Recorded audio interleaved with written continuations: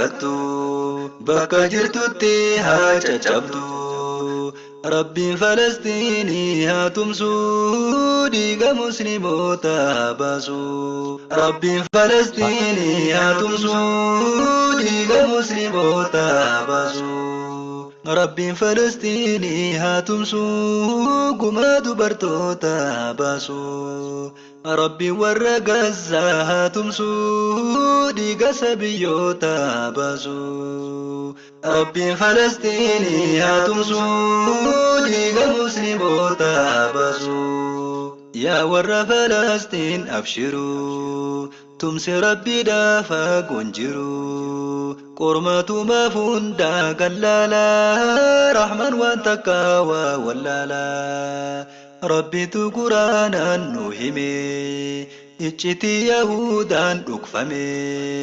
Ol baaftee jibbiinsa mul'iftee waan kanarra caalu dhoksite. Ol baaftee jibbiinsa mul'iftee waan kanarra caalu dhoksite. Jarri durumaanuu hin rafne dhiiga namaa dhuyde hin quufne. Ummata zulmiidhaan si dhiibu kan haqqii kan keerras si jibbu. Ummata zulmiidhaan si dhiibu kan ardii kan keerras si jibbu. Ummata zulmiidhaan si dhiibu kan qabeenya keetiif si jibbu. Ummata zulmiidhaan si dhiibu kan biyya kan keetiif si jibbu. Aduwwiin diinii haa rakkattu bakka jirtutti haa caccabdu.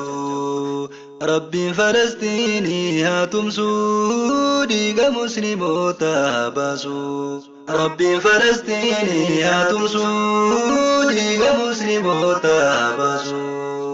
Ummanni nagaa haa dhumate yaa Rabbi garaan nu gubate.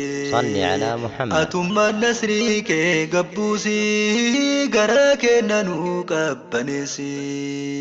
Atummaan nasrii kee gabbuusi garaa keenya nu qabbaneessi. Atummaan nasrii kee gabbuusi garaa keenya nu qabbaneessi. Nyaataaf dhugaatiidhaaf rakkatte dubartii fi ijoolleen beeloyte. Ana beelahuu yaa tiruu koo maal sinii ta'uure akka koo. Ana beelahuu yaa tiruu koo maal sinii ta'uure adda koo. Ana beelahuu yaa tiruu koo maal sinii ta'uure adda koo.